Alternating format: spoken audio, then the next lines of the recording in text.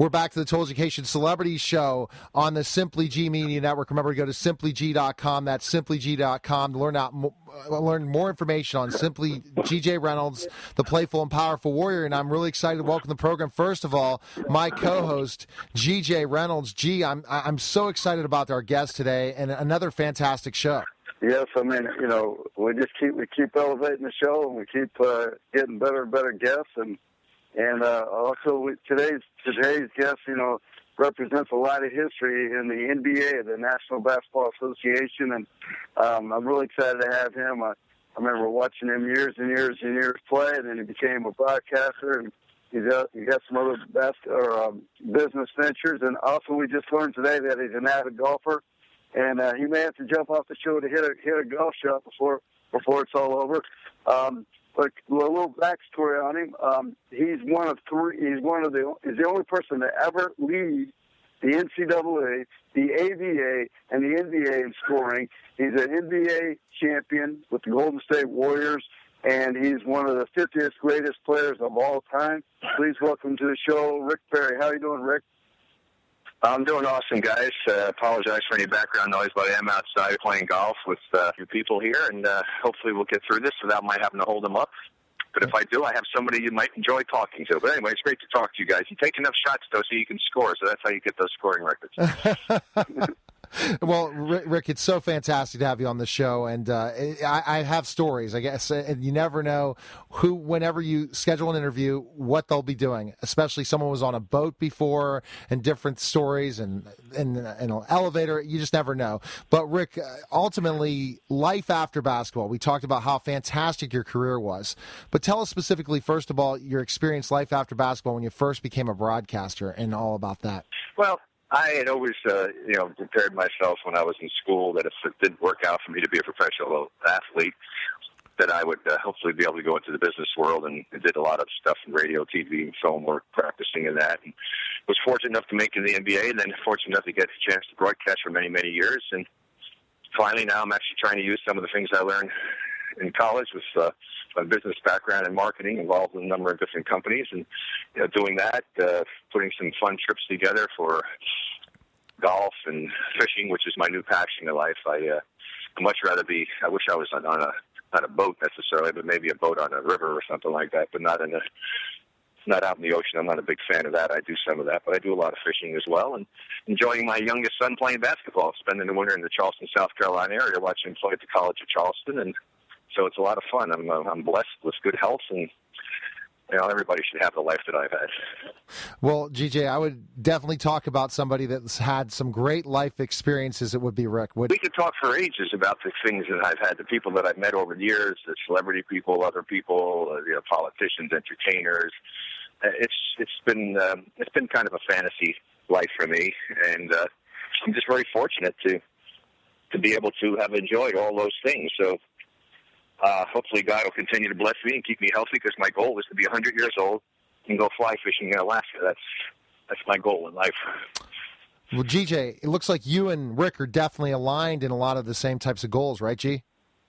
Well, I definitely have had a blessed life, and you hit it right on the head. It's that fantasy life, even though it's reality. And obviously today's a great example, talking to one of the 50th greatest basketball players of all time, and all the great memories that I know I grew up as a kid. And obviously you've done a great job growing some great young men who have been very blessed to play in the league as well. And obviously you got one that's playing at college, so you got your health. So, I can relate. Living those life experiences are fantastic. I was just down in South Carolina this past week as well. It was a little bit cold down there, so I don't know what it's like down there right now. Hopefully it's warmer. Yeah, well, fortunately, it got a little better. Yeah, I'm actually at the golf course, first time in a long time been able to do that. But, yeah, they closed the airport down here. Actually, my wife and I went up to see my son play William & Mary. He's not playing time because he's just getting over a broken finger. But we went up there and almost got stuck in Norfolk because they had a big storm coming up the East Coast, and they sent us to Nashville, and then they closed the airport in Charleston for 2 days. So we got stuck in Nashville for a couple of days. But, as long as you get to where you're going eventually and you get there in one piece and you're healthy, that's the most important thing. Life is kind of interesting.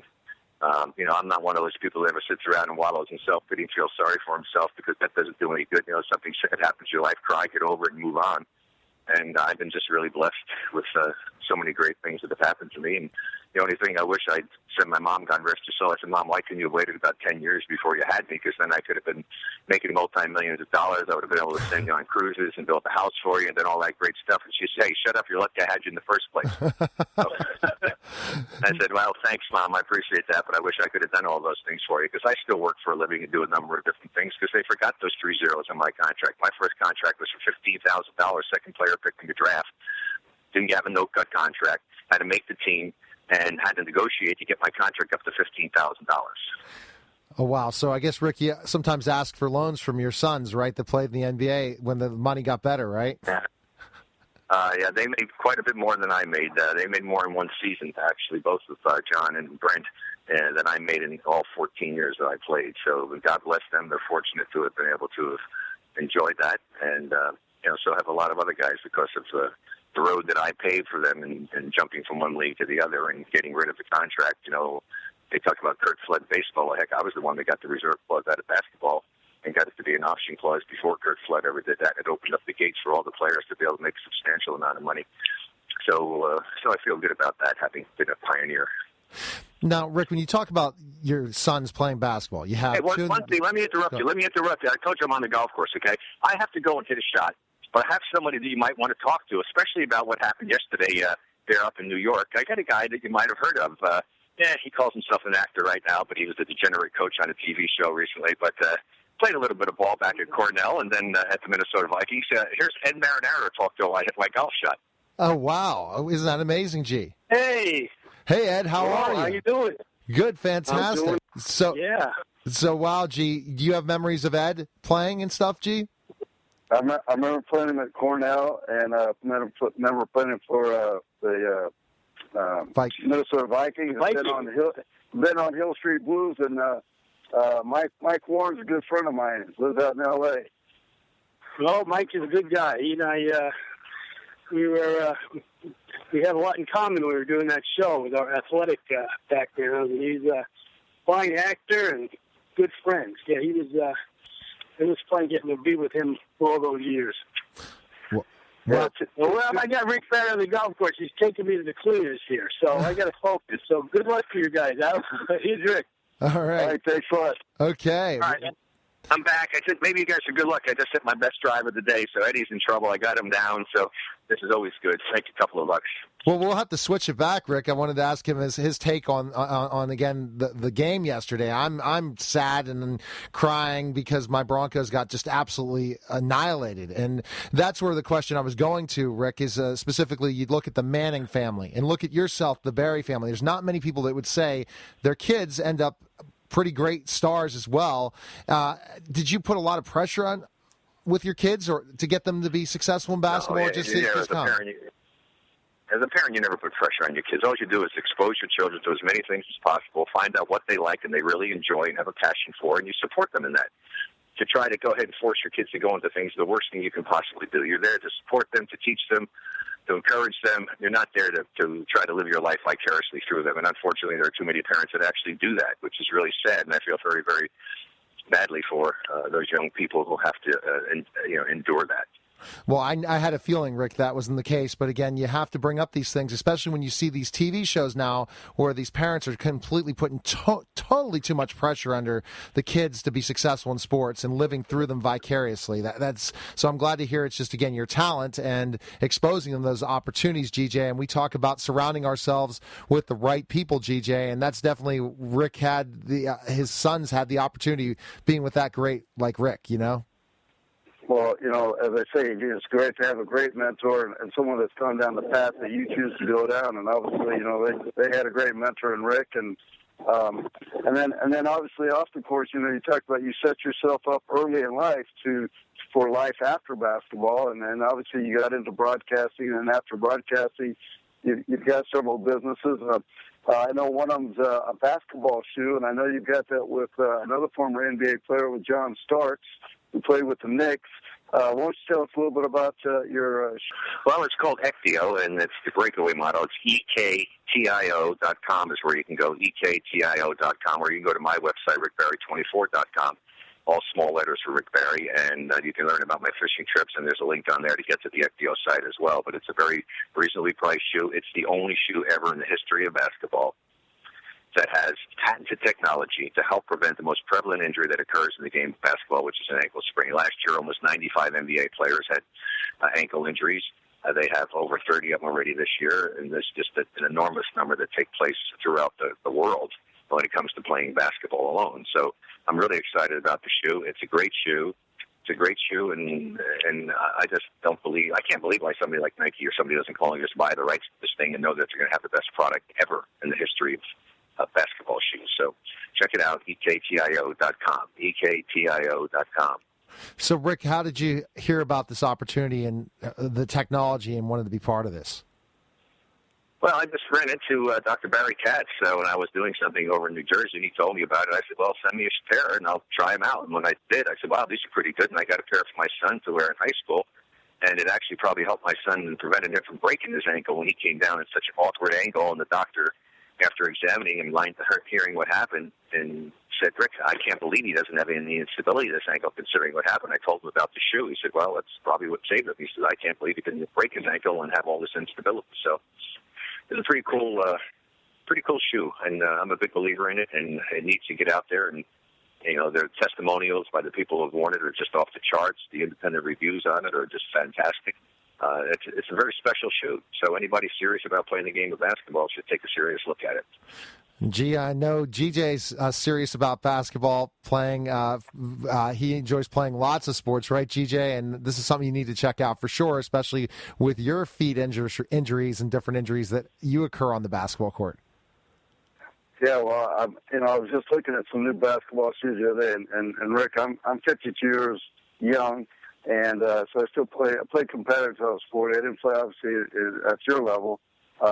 And I think we both know one of my good friends is Coach Dale Brown. He cut me when I was a kid, so I never made it to the higher ranks. But I still play, enjoy the game, and I'm going to order a pair of these shoes. And I feel like your foot is the foundation to your body.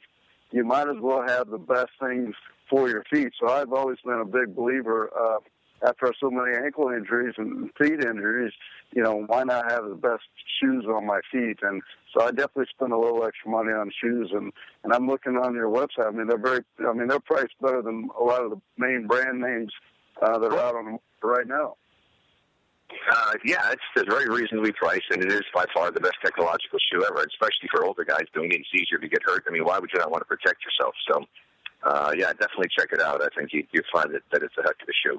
Another thing you're doing is the fishing trips. Is that tell us a little about that venture and entrepreneurially and how people can learn more about that. I put trips together for businesses and individuals to go, and if you go to rickbarry24.com, you'll be able to see the various trips that I have. One down in Mexico to a friend of mine that's an amazing resort down there. Then I've got a couple up to Alaska as well that are just amazing. They're not inexpensive, but it's worth every penny. And if you love fishing and you've never been up to either of those places to fish, you'll have an experience that'll be a lifelong memory for you. So it's really pretty cool. And I don't really charge people a fee to do that. If they go and come with me on these trips and everything, we get to hang out, tell stories, and if we get enough people to go, then I wind up bringing someone else along with me. I have one of the trips from Clifford Ray, my old teammate for the Warriors, is going on this one trip up to Boardwalk Lodge, and then I have another one at Rainbow River Lodge. So check it out if you like fishing. As they say, you're going to just absolutely love it. Well, GJ, I tell you, he really is amazing. Rick, how, again, you're playing on the golf course, you're in a radio interview, and you're just so passionate about your life. And that just reminds me a lot of GJ as well, and GJ's passion to live life. For sure. Well, I'll tell you right now, guys, here's the thing. What I tell people when I talk to them, especially younger people, you need to find something in life that you have a passion for. Apply yourself to it. Learn the fundamental principles and concepts. That's the foundation that you put down. The foundation of anything you're doing in life are all the fundamental principles and concepts. The more you learn, the bigger the foundation, the taller the building, and you're able to really be able to maximize your full potential if you have this great foundation. And so that's the thing that's missing in basketball today. So many of these kids are just thrown out there. They're not really taught the game. They just go on their athleticism. And as good as some of them are, they're never going to be as great as they should be because they don't have that foundation. So that's what you need to do. And then also, even in life, whatever the business happens to be, whatever field of endeavor you want to go into, same principle applies. Because then you'll later in life become a person, and I told these kids, think about this. I had a love for basketball, a passion for basketball. Somebody actually paid me money to go and do what I love to do. That's not a job. That's not working hard for a living. That's going out and enjoying life and having a great living doing it. You can do the same thing in other fields of endeavor so that when you get up in the morning, you're a person that gets up and say, hey, I get to go do what I love to do, and I'm going to earn a living doing it. How great is that? G, that sounds like you. For sure. GJ, by the way, Rick, again, GJ is definitely the entrepreneur guy to talk to, especially with just the success he's had as an entrepreneur, but also just how he has fun doing it. And it sounds like Rick has fun doing it. And G, you definitely love doing that as well, right? All the fun things you do all the time. Well, absolutely. And I mean, Rick's given some of the keys to success in life, whether it's in business, it's just in life. And obviously, you've been a great role model, so we appreciate you having on, coming on the show and talking about what you're doing. And obviously, today we had a surprise guest with Ed Marinero, and hopefully now he's not beating you too bad while you're out here listening and being on the radio. But I'm sure. Oh no, I'm kicking his butt. I'm kicking his butt pretty good here in the backside. I was one up on the front. I got him down pretty good here in the back, even up on him on the press. So I got him pretty good, and I'm going to finish him out. And even though he's my buddy, I'm going to kick his butt. I mean, when I'm competing, I'm competing. Friendship goes out the window when you're competing. So anyway, hey, listen, I wish you guys all the best. I hope you have a great show and continue to grow. Have fun doing it, and God bless you and your listeners. Oh, well, thanks a lot, Rick, for taking the time. I really appreciate it. My pleasure. All right, take care. Okay, bye-bye. You're listening to the Total Education Celebrity Show powered by the SimplyG Media Network, and we'll be back in just a moment.